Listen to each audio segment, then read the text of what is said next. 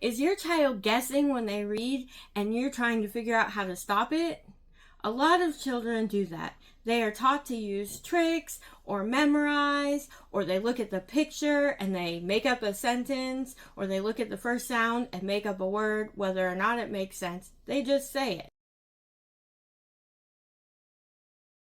A systematic approach to help my students learn how to read so that they get a foundation and become lifelong readers. So systematic means first they learn the letter sounds, and we don't start in alphabetical order. We might do sit, pin, which means those letters we start with, and then there are a lot of words a child could read.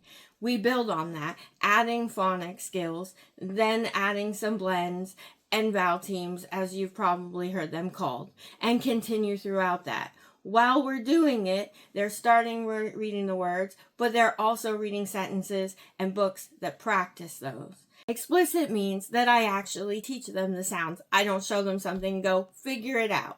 So if we're reading a word like cat, we practice k, a, t, cat. I show them how to put the sounds together. If we're reading a word like boat, we talk about the OA, making the O sound in those words. We read a few words, and then we move into a book that I've written that helps them practice those words. So that means in lessons, no matter where your child is, we'll start with what they need. If they need just the sounds, we start with sounds. Then we build with words and reading the words, and then we add the sentences, and we continue doing that with each phonics skill. Every lesson, as they're ready, we'll add a new phonics skill that they can practice. And then they'll read a book with those phonics skills and the ones they've already done. This helps them build a solid foundation in reading. In our classes, we do what your child needs. So I do a brief assessment, then we find out, do they need sounds? We'll start with sounds, and then I help them put them together in words. This could be in the same lesson, depending on how much they know. Then, those words that they're practicing, they read a decodable book. And then we read more decodable books with sounds they've already learned. This helps them build a strong foundation. What I mean by decodable is, it is only decodable if your child has learned those sounds. So a decodable book means they can sound out the words and read them on their own. So for example, Pat has a rat, or Pat is a cat. They can sound out those words very easily. What is not a decodable book, but a level book that many people use, has something like, I see a caterpillar on one page. The next page is, I see a kangaroo.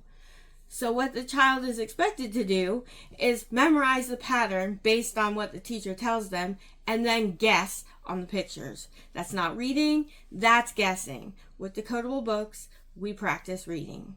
So many parents, when they come to me, say, my child's teacher says they have to get to this level. Well, that's fine, but it requires guessing. So I always tell parents that your child will get there by learning how to decode, and they will be better readers because of it.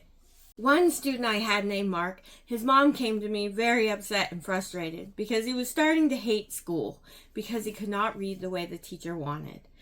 And she said he has to get to level D in order to move on.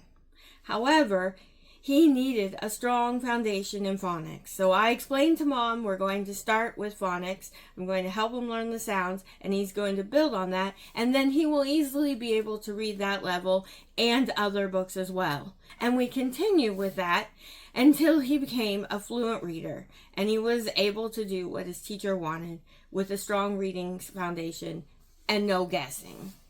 Guessing over and over can make children feel very frustrated and upset. They often feel like failures because they aren't reading and they aren't learning the words. And this is a problem, and that is what had happened with Mark. So by following the systematic approach, we were able to build his confidence and make him a solid reader who actually enjoyed reading instead of crying every time he was told he had to do it. So remember that strong reading foundation we got by learning the sounds and the phonics skills and practicing with decodable books? But if your child is relying on level books and just guessing, this is what happens. They'll guess a word. Look at the pictures and guess. Not really reading. Can't do it in other books. still trying, and instead of a foundation, you have a big mess and a lot of frustration and tears. That is why they need a better way to read. When kids find the right way and are taught in a way that works for them, they become strong readers and hopefully love reading as much as you do and as much as I do.